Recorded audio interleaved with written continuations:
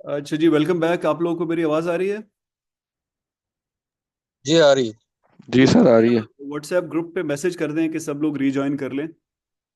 मेरे पास अभी मैं फ़ोन से दूर हूँ ज़रा।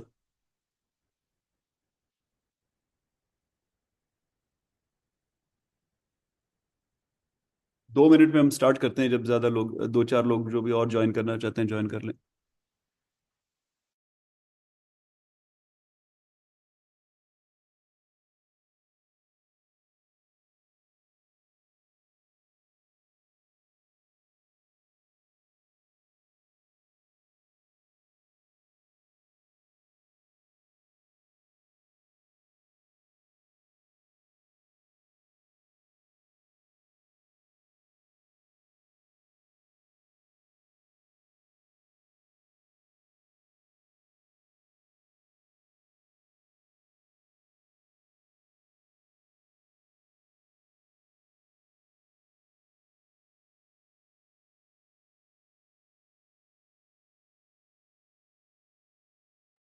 अच्छा जी, तो कंटिन्यू करते हैं वहीं से।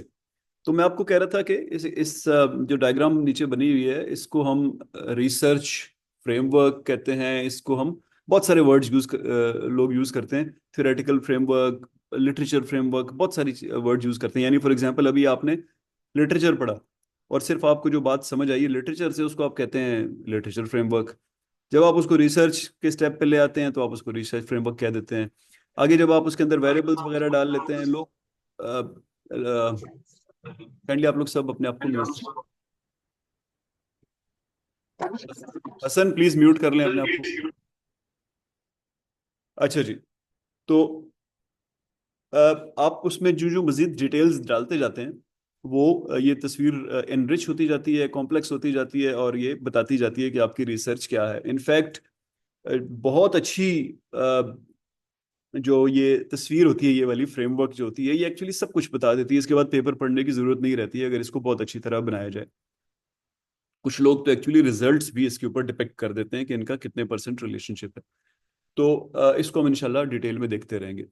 तो ये वेरिएबल्स को भी शो करती है और आपके हाइपोथेसिस को भी शो करती है। हाइपोथेसिस की कुछ टाइपोलॉजी या टाइप्स होती हैं। आपकी हाइपोथेसिस सिंपल भी हो सकती है और कॉम्प्लेक्स भी हो सकती है। सिंपल का मतलब एक इंडिपेंडेंट वेरिएबल है, एक डिपेंडेंट वेरिएबल है।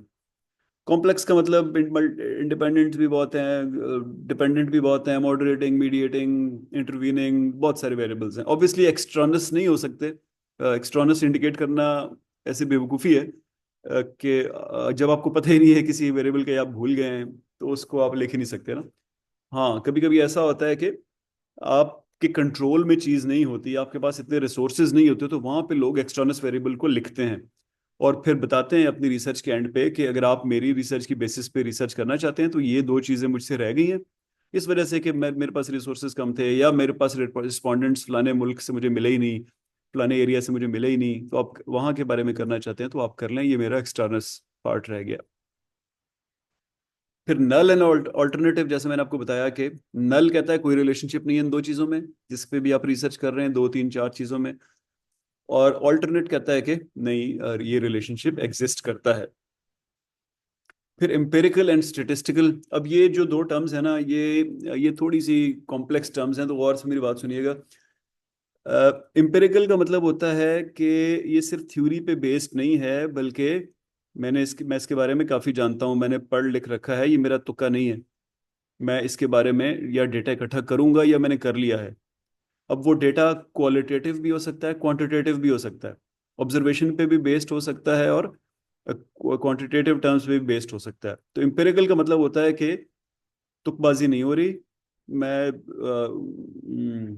क्या नाम है उनका जो टीवी पे बाबा जी आते हैं, जो भी नाम है, उनकी तरह मैं बात नहीं कर रहा। मैंने 100, 200, 500, 1000 लोगों का डेटा इकट्ठा किया हुआ है, उसकी बेसिस पे मैं बता रहा हूँ। इसको कहते हैं एम्पिरिकल। और स्टेटिस्टिकल का मतलब होता है कि ये डेटा वेटा इकट्ठा हो गया है, अब मैं टेस्ट करने लगा हूँ मुख्तलिफ, यानी रिग्रेशन और कोरिलेशन एंड सो ऑन। तो ये पॉपुलेशन के बारे में मेरे पास पैरामीटर्स आ गए हैं, मैं अब इनके ऊपर मैं टेस्ट रन करने लगा हूँ, उसको स्टेटिस्टिकल कहते हैं। तो आम जुबान में कह लें तो रिसर्च में डेटा इकट्ठा करने का प्रोसेस, डिजाइन का प्रोसेस, उस वक्त जो चीजें हो रही थी वो एम्पिरिकल होती हैं। और जो डेटा इकट्ठा हो जाए और उसके बाद जो आप टेस्ट वगैरह कर रहे होते हैं और जो अपने ग्राफ बना रहे होते हैं और यू आर रीचिंग कंक्लूजन्स, उसको हम स्टेटिस्टिकल कहते हैं। यानी मुख्तलिफ टाइम पे रिसर्च में ये हो रहा होता है। जो एम्पिरिकल है वो उसमें क्वालिटेटिव क्वांटिटेटिव दोनों होते हैं। स्टेटिस्टिकल प्योरली क्वांटिटेटिव होता है, purely data based statistics based होता है। तो इन दो में आपने डिफरेंशिएट करना है। ये थोड़ा सा मुश्किल है डिफरेंशिएट करना, इसलिए कि यहाँ पे सवाल आता है कि अगर क्वालिटेटिव रिसर्च जिसमें एम्पिरिसिज्म हमने पूरा लेके आए, हमने देखा कि ये फिनोमेना है, ये ऑब्जर्व किया, अब आगे टेस्ट कैसे करें? स्टेटिस्टिकल क्वालिटेटिव रिसर्च का मतलब ही ये है कि स्टेटिस्टिकल नहीं है, तो उसकी टेस्टिंग कैसे होगी? तो ये इस चीज़ को आपने क्लियरली समझना है। आगे हम देखेंगे टेस्टिंग कैसे होगी, लेकिन इन दोनों टर्म्स को आपके जहन में होना चाहिए। अगेन, ये जो मैं जिस चीज़ को मैं कह रहा हूँ ना इंपॉर्टेंट है, इसका ये मतलब नहीं है कि ये एग्जाम के लिए इंपॉर्टेंट है। एग्जाम का मैं आपको अलग से बताऊंगा कि उसमें क्या क्या तैयारी करनी है आपने, लेकिन आपके समझने के लिए ये चीज़ें इंपॉर्टेंट है। फिर होता है जी directional and non directional. Directional का मतलब कि आप बताते हैं स्ट्रेस बढ़ी, तो इसका मतलब है हम किसी एजेड बंदे की बात कर रहे हैं, उसके 5-6 बच्चे हैं, उसको समझ नहीं आ रही कि मैं इनकी शादी कैसे करूंगा, तो इनको यूनिवर्सिटी कैसे भेजूंगा वगैरह वगैरह। तो ये मैंने डायरेक्शन बता दी कि स्ट्रेस बढ़ी तो बड़े एज की बात हो रही है, स्ट्रेस कम हुई तो छोटी एज की बात हो रही है, मैंने डायरेक्शन बता दी। लेकिन अगर मैं कहूँ कि बड़ी उम्र के लोगों में और छोटी उम्र के लोगों में स्ट्रेस का फर्क होता है, ये मैं नहीं बता रहा कि किस में ज़्यादा होती है। यानी ये भी तो हो सकता है कि आजकल की जो जनरेशन है वो, आपने देखा होगा 8-8 9 9 साल के बच्चे जो है उनके बारे में पेरेंट्स कह रहे होते हैं ये बहुत स्ट्रेस में रहता है, वो डिप्रेशन में चला जाता है जब भी मैं इससे मोबाइल लेता हूँ वगैरह वगैरह। तो अब मैं कह रहा हूँ कि नहीं, वो पुरानी बातें छोड़ें। हमें नहीं पता कि इसमें स्ट्रेस ज़्यादा है, बस मुझे लग रहा है कि 20 से 30 साल वाले डिफरेंट होते हैं और 5 से 15 साल 20 साल वाले डिफरेंट होते हैं, तो वो नॉन डायरेक्शनल होगी। और अगर मैं बता दूं कि किस में ज़्यादा है तो वो डायरेक्शनल होगी। और ये आखिर में एक टर्म यूज होती है, लॉजिकल हाइपोथेसिस। तो ये भी कंफ्यूजिंग टर्म है, क्योंकि लॉजिकल जो नहीं होगी वो क्या होगी, फिर क्या वो लॉजिकल होगी वगैरह ना। तो लॉजिकल का ऑपोजिट कोई भी नहीं है, बस लॉजिकल हाइपोथेसिस हम उस चीज़ को कहते हैं जिसको हमने ऊपर एम्पिरिकल में बात की ना, कि ये हमारी हाइपोथेसिस किसी चीज़ पे बेस्ड है, किसी प्रायर नॉलेज पे बेस्ड है। मैंने 50 पेपर पढ़े हैं, उसकी बेसिस पे मैं ये हाइपोथेसिस बना रहा हूँ, तो ये लॉजिकल हाइपोथेसिस है। मैं 50 साल से डैम्स पे काम कर रहा हूँ, कंस्ट्रक्शन पे, ये एक लॉजिकल हाइपोथेसिस बन जाती है फिर, क्योंकि इसके पीछे मेरा 50 साल का एक्सपीरियंस है। This is the logic. मैंने 50-100 पेपर पढ़े, दिस इज द लॉजिक, ये लॉजिकल हाइपोथेसिस है। तो हाइपोथेसिस हमेशा ही लॉजिकल ही होनी चाहिए। अच्छा जी, अब आखिरी पार्ट है हमारे सेशन का। हम लोग इस कोर्स में ना, मैं अब यहाँ से आगे आपको जो भी पढ़ाता जाऊँगा उसमें एक एग्जाम्पल को हम साथ लेके चलेंगे। एग्जाम्पल हमारे केस की एक स्टूडेंट थी, वो डॉक्टर साहबा हैं, डॉक्टर कामना अनम उनका नाम है, वो कनाडा में होती हैं आजकल। तो ये उनकी पीएचडी थीसिस से एग्जाम्पल है। वो मैं उनका सुपरवाइजर था, तो मुझे हैंडी वही मिली थी, इसलिए मैंने वही बना ली कि उन लोगों ने इस चीज़ पे रिसर्च, कामना साहबा ने इस चीज़ पे रिसर्च की कि ख़वातीन जो होती हैं वो इकोनॉमी में, यानी उनके जहन में ये आइडिया था कि वो पार्टिसिपेट क्यों नहीं करती, उनको ज़्यादा पार्टिसिपेट करना चाहिए और उनको फ्रीडम होनी चाहिए पार्टिसिपेशन की। मैं देखती हूँ क्या मसले हैं जो उनको रोकते हैं इकोनॉमी में ज़्यादा पार्टिसिपेट करने में। क्या क्या ऑब्स्टिकल्स हैं कि वो बिजनेस नहीं कर सकती, वो एंड सो ऑन। तो ये उनका आइडिया था। तो उनका जो रिसर्च क्वेश्चन बना वो ये बना कि what limits women economic freedom, क्या चीज़ें हैं जो उनको रोकती हैं, उनकी इकोनॉमिक फ्रीडम को रोकती हैं। अब देखें तो इकोनॉमिक फ्रीडम इसमें वेरिएबल है, यहाँ से अभी फ़िलहाल ये समझ आ रही है, फिर लिमिट करने की बात हो रही है और फिर स्पेसिफिकली ख़वातीन की बात हो रही है। तो रिसर्च क्वेश्चन को उन्होंने थोड़ा सा फोकस किया। तो उन्होंने कहा कि विच फाइनेंशियल बैरियर्स, सिर्फ अब ये बात कर रही हैं फाइनेंशियल की, अब कल्चरल की और वगैरह की बात नहीं कर रही, सोशल की, एज की, उनकी डेमोग्राफी की बात नहीं कर रही कि वो केपी में, सिंध में, पंजाब में, कहाँ पे है, उसकी बात नहीं कर रही, बलूचिस्तान में, कश्मीर या गिलगित में, उसकी बात नहीं हो रही। Which financial barriers are being faced by female SME owners. अब यहाँ पे अब उन्होंने स्पेसिफिक कर दिया कि खवातीन में भी मैं उन लोगों की बात कर रही हूँ जो ऑलरेडी बिजनेस कर रही हैं और उनके छोटे बिजनेस हैं, यानी वो एसएमई ओनर हैं, वो किसी बड़ी इंडस्ट्री को नहीं चला रही हैं, किसी बड़ी ऑर्गेनाइजेशन को नहीं चला रही हैं, वो एक एसएमई की खुद ओनर है। यानी यहाँ पे उन्होंने एंटरप्रेन्योर वुमन की बात की जो छोटी इंडस्ट्री चला रही हैं इन द टेक्सटाइल सेक्टर। अब उन्होंने मजीद फोकस कर दिया कि मैं सबकी बात नहीं कर रही, मैं सिर्फ उनकी बात कर रही हूँ जो टेक्सटाइल सेक्टर में काम करती हैं। अब आप देखेंगे कि ये कैसे आहिस्ता आहिस्ता इनका कॉन्सेप्ट रिफाइन होता जा रहा है, हम आगे हर क्लास में देखते जाएंगे। तो आपका भी जो रिसर्च को आपके पास जो आइडिया आया, जो भी जिसकी बेसिस पे आपने अपने टॉपिक्स लिए, तो आपको इस तरह इन स्टेप से गुजरना चाहिए कि पहले अपने आइडिया को एक क्रूड से रिसर्च क्वेश्चन की शक्ल में लेके आएं, फिर उसको फोकस करने की कोशिश करें जहां जहां आपको लग रहा है कि इसको कोई और बंदा किसी और तरह देख सकता है। फिर उनकी थीसिस स्टेटमेंट कुछ इस तरह की बनी। अब आप ये नहीं है कि उनकी बिल्कुल फाइनल थीसिस स्टेटमेंट है, यानी ये एवोल्यूशन हो रही है उनके आइडिया की। वो कह रही है there are various financial barriers that inhibit female entrepreneurship in Pakistan from starting and sustaining. यानी दो बातें हो गई, बिजनेस शुरू भी करना और बिजनेस को फिर चलते रहना, their own business in textile sector. और इनका टॉपिक बन गया पीएचडी का initial topic, financial barriers inhibiting sustainability of women run textile sector SMEs. तो आप आई होप कि इस फ्लो से आपको आइडिया हो रहा होगा कि उनके दिमाग में जो बात आई शुरू में कि मैं इस एरिया में पीएचडी करती हूँ, करना चाहिए मुझे, तो उसको उन्होंने एक टॉपिक की शक्ल दे दी किन स्टेप से गुजर के। यहाँ नीचे लिखा है जी, remember to follow any specific instructions from your university department और द इंस्ट्रक्टर। यानी ये मैं जो आपको बातें बता रहा हूँ, ये मैं तो प्रूव कर सकता हूँ अदालत में, लेकिन आपके सुपरवाइजर के सामने मैं नहीं प्रूव कर सकूंगा। हो सकता है उनके कुछ और आइडियाज हों, उनको कोई और तरीके पसंद हो, तो उनकी इंस्ट्रक्शंस को आपने जरूर फॉलो करना है।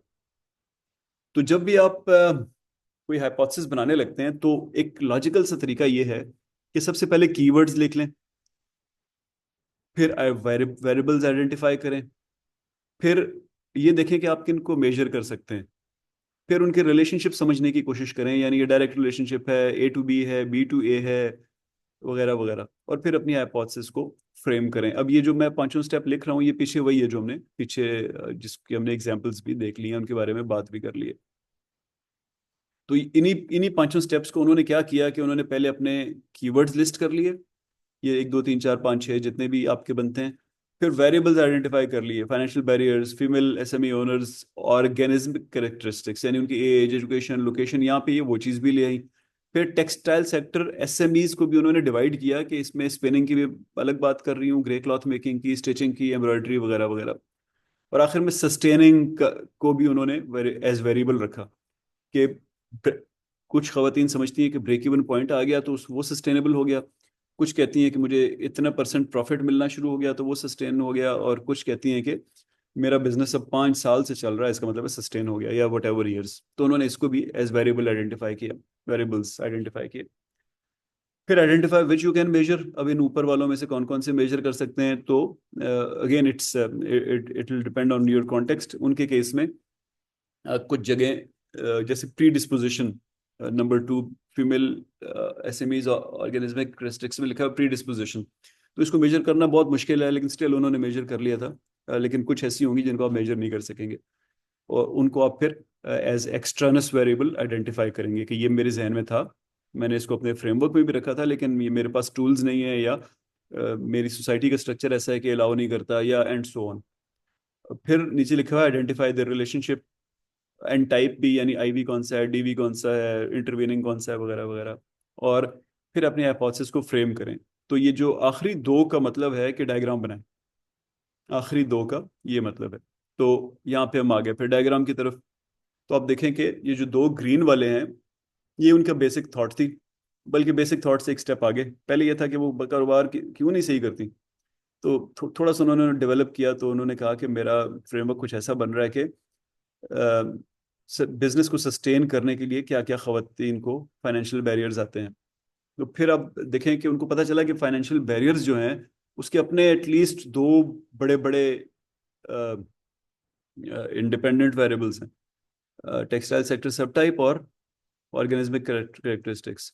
और बीच में उन्हें पता चला कि दो वेरिएबल्स इंटरवीनिंग या मॉडरेटिंग या मीडिएटिंग भी हैं, एक टेक्सटाइल सेक्टर की सब टाइप, और एक ऑर्गेनिज्मिक जो पीछे था, वो कह रही है कि वो फाइनेंशियल बैरियर्स को भी डिफाइन करता है, और फिर वो इस रिलेशनशिप को भी मॉडरेट करता है। तो उन्होंने फिर आहिस्ता आहिस्ता अपनी डायग्राम को एनरिच करना शुरू किया। ये भी पहला ही हमारा सेशन है इसके बारे में, तो ये आगे बढ़ता जाएगा इंशाल्लाह, इसकी कॉम्प्लेक्सिटी भी बढ़ती जाएगी, उम्मीद है आपको समझ भी अच्छी तरह आती जाएगी। तो इसमें आप देखें तो ये पीछे वाला ये डायग्राम है, इसमें जिस एरो के ऊपर 1 लिखा हुआ है ये इनका एक सवाल बन गया या एक हाइपोथेसिस बन गई, जिस एरो के ऊपर 2 लिखा हुआ है वो उनकी दूसरी हाइपोथेसिस बन गई, और जिस पे 3 लिखा हुआ है वो तीसरी हाइपोथेसिस बन गई। तो ये 3 उन्होंने यहाँ पे हाइपोथेसिस स्टेट कर दी। मैं डिटेल में नहीं जा रहा, आप लोग पढ़ लीजिएगा क्योंकि हमने इसके बारे में काफी बात कर ली है। तो अब ये हमारा आखिरी स्लाइड है प्रोबेबली, जी आखिरी स्लाइड है। तो ये एक छोटी सी एक्सरसाइज है क्लास की, जब हम लोग ऑन कैंपस पढ़ते हैं तो ऑब्वियसली उसको लिख के करते हैं, लेकिन ये आप लोगों ने खुद ही करनी है। यहाँ लिखा हुआ है कि analyse the following hypothesis and indicate which of the 7 characteristics given in slide 5। अब ये स्लाइड मैं 5 पे जाता हूँ, पता नहीं 5 वो है भी कि नहीं। ये वाली, सॉरी स्लाइड 6 है ये। तो स्लाइड 6 पे आप 1 2 3 4 5 6 7 8 7, ठीक है। तो आप बताएंगे कि इन हाइपोथेसिस में कौन सी, ये साइड पे लिखी हुई है 7, तो इन हाइपोथेसिस में 7 कौन सी हैं जो कि इन 7 में से कौन सी जो मिसिंग है। जैसे लिखा हुआ है if U turn on all the lights you will fall asleep faster. अब ये हाइपोथेसिस है, आप बत्ती बंद कर दें तो जल्दी नींद आ जाएगी। तो क्या इसको टेस्ट किया जा सकता है? बिल्कुल टेस्ट किया जा सकता है, बत्ती भी बंद की जा सकती है, और ये भी देखा जा सकता है कि आप सो गए हैं कि नहीं, खराटे मार रहे हैं कि नहीं। क्या ये रेलेवेंट टू प्रॉब्लम है, टॉपिक है? डिपेंड्स, आपका प्रॉब्लम क्या है। तो हो सकता है कि हो सकता है ना हो। क्या ये स्पेसिफिक है? काफी हद तक स्पेसिफिक भी है। फॉल स्लीप फास्टर थोड़ा सा एम्बिगुअस हो सकता है, लेकिन क्योंकि उस स्लीप के अंदर भी बहुत सारी डिटेल्स होती हैं, रैम वगैरह ना। क्या इसमें क्लैरिटी है कंसेप्चुअली, कोई एम्बिगुइटी तो नहीं है इसके अंदर? नहीं लग रही है अपेरेंटली। क्या ये relevant to available testing tools है? यहाँ प्रॉब्लम हो सकती है कि किसी कोई सो गया है कि नहीं, वो कैसे टेस्ट करेंगे। फिर ये फ्रूटफुल फॉर न्यू डिस्कवरीज है कि नहीं, यहाँ पे भी गड़बड़ है। क्या कर लेंगे, पता लग गया कि जल्दी सो जाता है बंदा बत्ती बंद करके, सबको पता है, सब सोने से पहले बत्ती बंद करते हैं। और आखिर में इसमें कंसिस्टेंसी और हार्मनी है कि नहीं, हाँ इसमें कोई डिसहारमोनियस चीज़ नहीं है। इसी तरह if you eat only fast food then you will gain weight. तो इसमें देखें बहुत सारी चीज़ें बिल्कुल क्लियर है, लेकिन ऐसे बेकार किस्म की हाइपोथेसिस है, ये क्या करना है ये पता करके। सबको पता है फास्ट फूड खाएंगे तो वेट बढ़ेगा। इसी तरह if U turn light on end of rapidly bulb will burn out faster. अब ये भी बिल्कुल सही हाइपोथेसिस है टेक्निकली स्पीकिंग, लेकिन बेकार हाइपोथेसिस है। सबको पता है कि बल्ब्स की एक लाइफ होती है।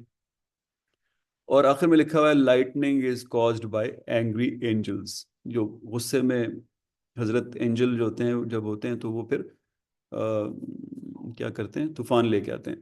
तो अब इसको टेस्ट करना जाहिर है बहुत मुश्किल है। इसकी इसका कोई प्रॉब्लम टॉपिक, अब ये भी आप पे डिपेंड करता है कि आप किस तरह का टॉपिक लेते हैं। तो इस तरह का टॉपिक नहीं लेना आपने। वैसे मैं आपको कुछ 2 3 इंटरेस्टिंग टॉपिक्स शेयर करूंगा। एक्चुअली ये कायद आजम यूनिवर्सिटी में एक थीसिस थी कि जिनों को पकड़ के उनसे बिजली बनाई जा सकती है। एक्चुअली ये अप्रूव हुई और फिर डिफेंड हुई। तो टॉपिक हो भी सकते हैं इस तरह के। फिर स्पेसिफिक क्या ये है कि नहीं, तो अगर आप एंजल्स के नाम लिख दें 5 6, लाइटनिंग को डिफाइन कर दें तो स्पेसिफिक भी हो जाएगी। ऐसे बेकार है वैसे ओवरऑल। क्लैरिटी है कि इसमें कि नहीं, शदीद एम्बिगुअस है ये। Relevant to available testing tools है कि नहीं, बिल्कुल भी नहीं है। आप कैसे टेस्ट करेंगे एंजल कौन सा आया कौन सा गया। फ्रूटफुल फॉर न्यू डिस्कवरीज, ये प्रॉब्ली हो सकती है। यू नेवर नो, क्या पता पता चले जी कि वाकई ऐसी कोई एनर्जीज होती हैं तो वो सारा मसला ही सॉल्व कर देंगी, बिजली का और वगैरह वगैरह। और कंसिस्टेंसी और हार्मनी है कि नहीं, आप के पर्सपेक्टिव पे डिपेंड करता है। अगर आप जो है, हमने शुरू में आपको याद होगा ओंटोलॉजी में बात की थी ना कि रिसर्च शुरू ही यहाँ से होती है कि आप ओंटोलॉजी में अपने आप को एक तरफ खड़ा करते हैं। आप कहते हैं कि स्पिरिचुअल दुनिया जो है वो बहुत इंपॉर्टेंट दुनिया है, उसी से दुनिया चलती है। तो अगर आप इस ओंटोलॉजी में खड़े हो गए, फिर जाहिर है ये बहुत अच्छी हाइपोथेसिस है, कंसिस्टेंट भी है और इसमें हार्मनी भी है। लेकिन अगर आप अपने आप को इस ओंटोलॉजी में खड़ा किया कि यार हर चीज़ जो है वो प्रूव करनी होती है, कुछ स्पेसिफिक्स होते हैं उसके, ऐसा थोड़ी होता है, तो फिर आपके लिए ये कंसिस्टेंट भी नहीं है और हारमोनियस भी नहीं है। तो दैट इज इट जी, हमारा पहला सेशन, पहला टॉपिक हुआ ख़त्म। What I will do now is कि मैं ना इसको बंद करूँगा। बल्कि नहीं बंद करते, ठीक है, इसको Q&A में ही रखते हैं ताकि सब लोग देख लें। तो हमारा जो दूसरा टॉपिक है वो है आपका मिड टर्म का इम्तिहान। तो मिड टर्म के इम्तिहान के बारे में, बल्कि पहले आपके कोई सवाल है तो प्लीज़ पूछ लें, इस टॉपिक के बारे में कोई सवाल है तो पूछ लें।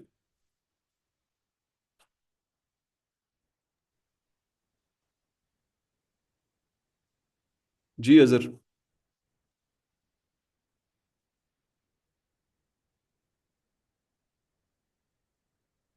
सवाल हैं जी किसी के?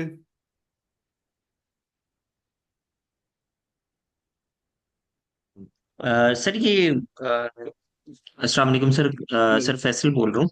जी जी बस। सर इसमें जो आपने बताया था कि जो ये इंटरवीनिंग जो होते जी। हैं वेरिएबल, वो होते हैं जो हमसे जो मेजर ना हो सकें, और जो पहले डिफाइन ना हुए हुए हों, रिसर्च में हमने ना किए हों डिफाइन।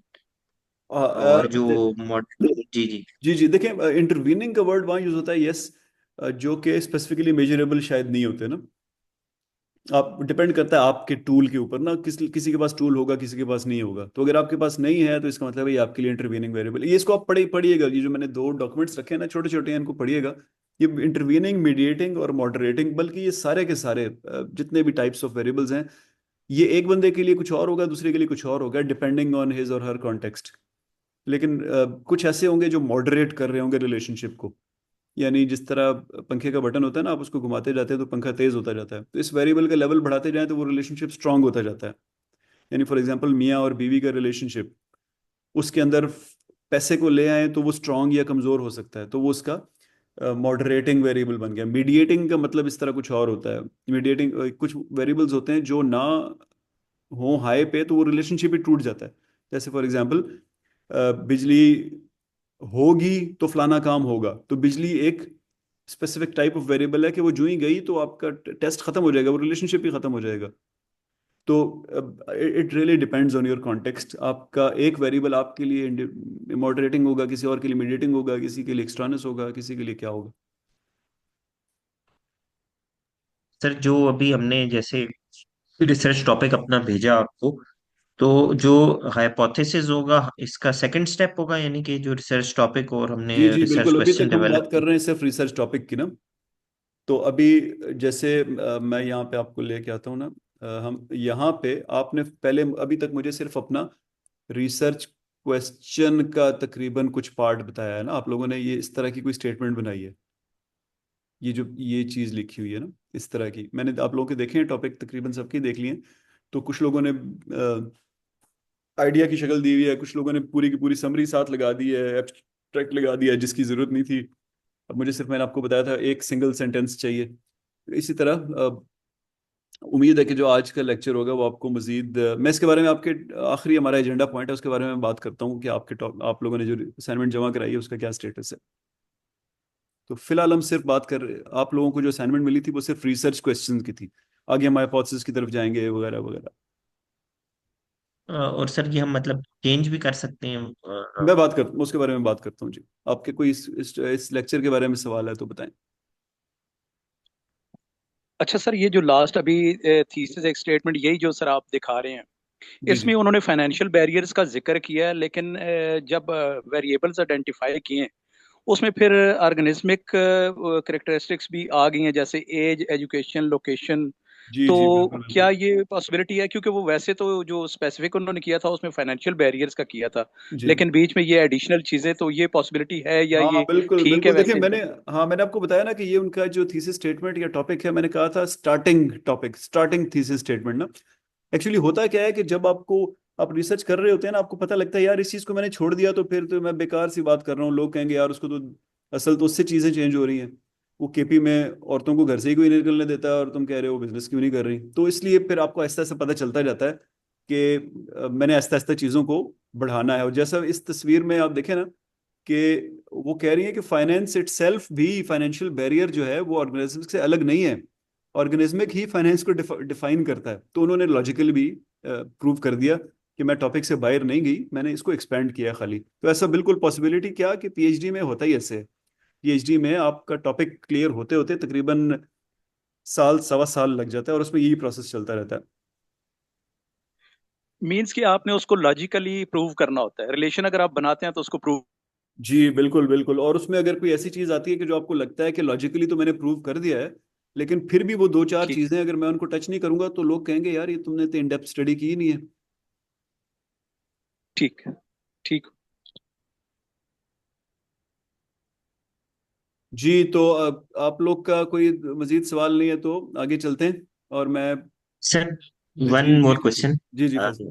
सर वो ये था कि फॉर एग्जांपल अगर हम कोई नया सिस्टम इंट्रोड्यूस करवाते हैं विद इन एन ऑर्गेनाइजेशन, तो वो भी रिसर्च में ही आएगा मतलब? जी जी बिल्कुल बिल्कुल। सिस्टम इंट्रोड्यूस आप कराते हैं ना, तो पहले उसकी सूटेबिलिटी, फिर उसको लाने के बैरियर्स क्या हैं, ये अलग अलग टॉपिक हैं।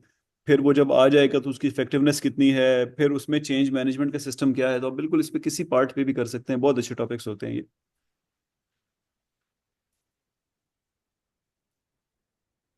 लास्ट क्वेश्चन है सर। जी सर ये इस लेक्चर से तो नहीं, लेकिन पिछले वाले से, जी जी कंपोनेंट्स ऑफ एम्पिरिकल रिसर्च जो था, जी उसमें आपने सोर्सेज ऑफ लिटरेचर डिफाइन किया था, और उसमें फिर आपने उनका ऑर्डर ऑफ प्रायोरिटी भी बताया था। जी बिल्कुल। तो उसमें जो है सबसे पहले बुक्स होती हैं, फिर journals and then presented papers, और it is other way around अच्छा, नहीं, सर? मैंने उसको ऑर्डर ऑफ प्रायोरिटी मैंने नहीं कहा। मैंने आपको ये कहा था कि उनमें मोस्ट रेलेवेंट और पुराना और नया कौन सा होता है ना। तो होता क्या है कि जो लेटेस्ट नॉलेज होती है ना, वो एमएस थीसिस और पीएचडी थीसिस या एक्चुअली रिसर्च ऑर्गेनाइजेशंस के अंदर चल रही होती है ना। वो ये कह लें कि वो डिस्कवरी स्टेज में होती है। तो कुछ लोग कर चुके होते हैं, जो ही वो करते हैं वो जाके किसी कॉन्फ्रेंस में, किसी सेमिनार में, किसी टॉक में बताते हैं कि मैं ये काम कर रहा हूँ और कुछ इस तरह के रिजल्ट आ रहे हैं।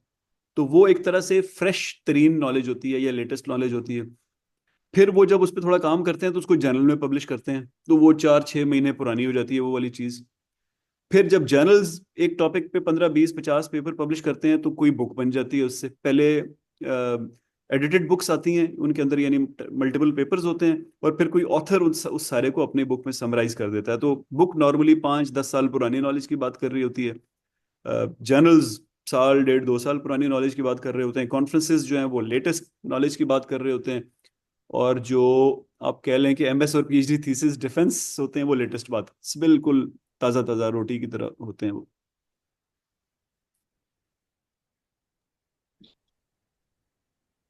तो इसमें अच्छा सर, प्रायोरिटी एक कोई भी नहीं है। जेनेरिक जी जी जी अजहर। अच्छा सर, इसमें एक जेनेरिक क्वेश्चन था, जैसे lightning is caused by angry angels.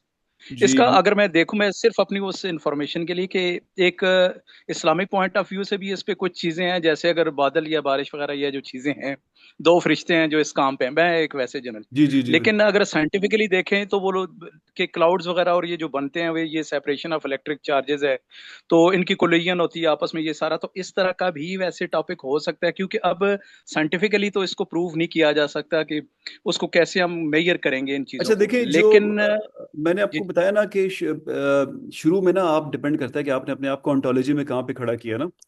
तो ऐसा ठीक है एक्चुअली ऐसे ढेर लगा हुआ है जर्नल्स का, जो हर्मेन्यूटिक्स के जर्नल्स हैं, जो रिलीजियस स्टडीज के जर्नल है, और सब ऐसी ही बातें करते हैं। और बहुत ठीक है। जो आपने दुनिया का जो सबसे हाई इम्पैक्ट फैक्टर जर्नल है वो नेचर है ना। नेचर। बिल्कुल ठीक और सबसे दुनिया के सबसे मशहूर सबसे महंगा जर्नल है, उसमें भी ऐसी चीजें हमें नजर आती हैं। हर्मेन्यूटिक्स के जो जर्नल्स होते हैं वो तो बिल्कुल ही और ही डिटेल में चले जाते हैं। और मैंने आपको बताया एक्चुअली पाकिस्तान में कायद आज़म यूनिवर्सिटी में रिसर्च हुई है कि जिनों को पकड़ के उनसे बिजली निकालने की कोशिश करनी चाहिए, और वो थीसिस चली और प्रूव जी भी सर। हुई, यानी उन्होंने डिफेंड भी किया। तो ठीक है। तो ये कहना कि ये नहीं होती, होती है बिल्कुल। और स्पेशली उन लोगों के लिए जो अपने आप को शुरू में ऑन्टोलॉजी में, स्पिरिचुअलिटी में खड़ा कर देते हैं, वो तो कहते हैं एक्चुअल दुनिया तो कोई है ही नहीं, ये तो ऐसी मैट्रिक्स बनी हुई है, ऐसी मजाक चल रहा है, असल ठीक। दुनिया तो उधर है। और आप देखें बिल्कुल सही। गौर से ना, तो मैं बाय द वे मैं इसके फॉर नहीं हूँ, मैं सिर्फ आपकी नॉलेज के लिए बात कर रहा हूँ। अच्छा, मैं इसके अगेंस्ट हूँ शदीद। ये जो ब्लैक जी होल्स होते सर। हैं, अब इनकी स्टडी आप देखें ना, सर। पिछले 15-20 साल में कैसे इवॉल्व हुई है। वो सर। अब कभी कहते हैं कि ये एक जगह है जो अंदर अपने अंदर हर चीज़ खींच लेती है और बहुत छोटी है। कभी अब वो कुछ और कहना शुरू हो गए हैं इसके बारे में। फिर एनर्जी में वाइट और ब्लैक लाइट की बात अभी कह रहे हैं कि डिस्टेंस से खाली इतना दूर है कि नजर नहीं आ रहा है, इसलिए लग रहा है ब्लैक होल है, सारी एनर्जीज उधर। तो वो कुछ ना कुछ तो चल रहा है बहरहाल ना। लेकिन फिलहाल हम नहीं मान सकते, जाहिर है, हम हमारी नौकरी है कि हमने रिसर्च जो है एम्पिरिकल करानी है। तो फिलहाल उस बिल्कुल तरफ ठीक। दुनिया नहीं जा रही उस तरफ फिलहाल, लेकिन हो सकता है कि हो, यू नेवर नो। बिल्कुल ठीक है सर, ठीक हो गया सर।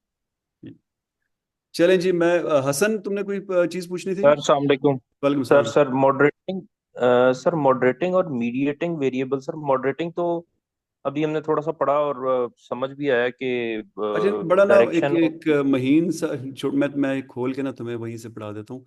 ताकि तुम लोगों को, मुझे लग रहा है खुद पढ़ने का बिल्कुल मूड नहीं होता तुम लोगों का, मैं वहीं से। अच्छा जी, ये आ गया बुक्स, क्विजेज, रीडिंग्स, और ये आ गया जी मॉडरेशन एंड मीडिएशन। ओके, तो ये मैं आपके साथ शेयर भी कर देता हूँ। अच्छा, ये देखें, moderating and mediation are, they are two very different ideas. So it's a little unfortunate that not only have such similar names but also tend to accompany similar citations. Mediation, अच्छा जी, ये यहाँ पे आ रहा है। Moderation is a way to check whether that third variable, पहले independent था फिर dependent था, अब जो तीसरा है influences the strength or direction of relationship, यानी उन दोनों के आपस में जो relationship है वो उसकी डायरेक्शन और स्ट्रेंथ को इन्फ्लुएंस कर रहा है कि नहीं। यानी बिजली के पंखे के बटन की तरह मैं घुमाता जाऊं तो ये रिलेशनशिप बड़ा होता जाएगा कि नहीं, इसको मॉडरेशन कहते हैं। और नीचे मीडिएशन है, इट्स स्ट्रेट फॉरवर्ड। ये बेसिकली रीजन बताता है कि ये क्यों इन दोनों का आपस में रिलेशनशिप है।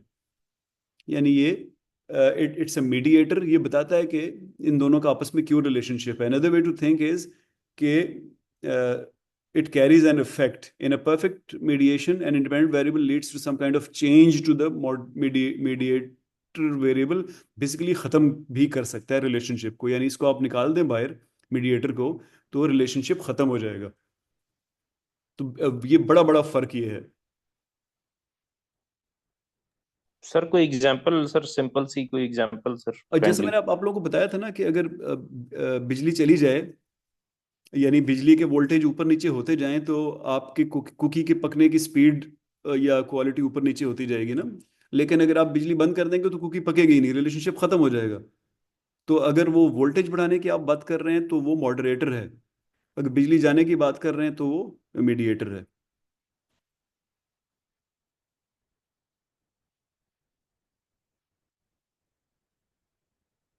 ठीक है जी। Sir thank you. ये ना रिसर्च मेथोडोलॉजी थोड़ा सा मुश्किल सब्जेक्ट है, कंफ्यूजिंग सब्जेक्ट है। तो जो चीज़ आपको समझ नहीं आती उसको मैं कोशिश करता हूँ कि आपको साथ पढ़ने की चीज़ें भी दे दूँ, तो इसको ज़रूर पढ़ा करें। ये इस तरह, ये दूसरे सब्जेक्ट्स की तरह ऐसा नहीं होता कि मैं 2 सेंटेंस बोलूँगा और आपको सारी बात समझ आ जाएगी। ये ज़रा डीप सब्जेक्ट होते हैं। मैं आगे चलता हूँ जी।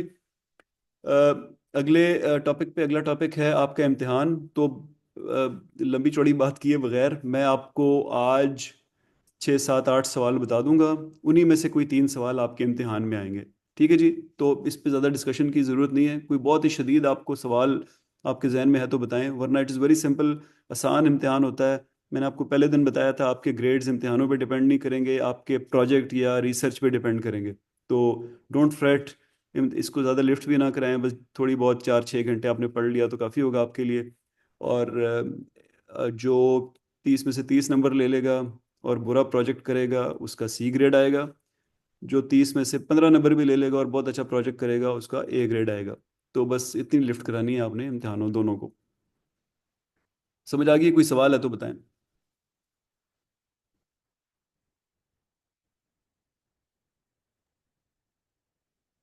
ठीक है जी, मेरा ख्याल है समझ आ गई आप लोगों को।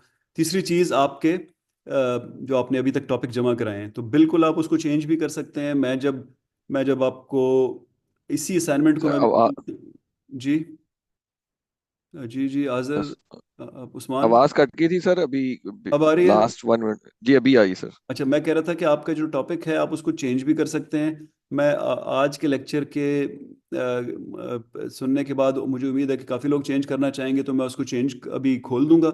आप उसको अगले 2 दिन में जो भी अपडेट करना चाहते हैं कर दीजिएगा। जिन्होंने नहीं जमा कराया वो भी जमा करा दें, उनको भी कोई पेनल्टी नहीं पड़ेगी। जिन्होंने जमा कराया और चेंज करना चाहते हैं वो कर दें, जो अपना वैसे ही रखना चाहते हैं वैसे ही रख लें। तो कोई उसमें कोई फ़िलहाल प्रॉब्लम नहीं है।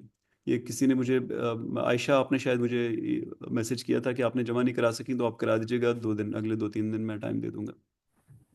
जी सर, मैं बिल्कुल करवा चुकी हूँ अभी ऑलरेडी आज। लेकिन सर ठीक मैं है। ये पूछना जरूर चाहूंगी आपसे कि सर एक चीज है कि मतलब मैं इंजीनियरिंग बेस्ड, क्योंकि मेरा बैकग्राउंड इंजीनियरिंग बेस्ड है, तो क्या मुझे ऐसा रिसर्च टॉपिक चूज करना चाहिए जो थ्योरेटिकल बेस्ड हो, या मतलब I should stick with the technical part? Ayesha, तुमने सुनी हमारी डिस्कशन, हम तो कह रहे हैं जिन्हों को पकड़ के बिजली निकालने की बात कर रहे हैं, तुम जो मर्जी करना करो। नहीं सर, वो मैंने सुनी है, बिल्कुल सुनी है। जो करना है, जो आपको अच्छा लगता है करें, बिल्कुल।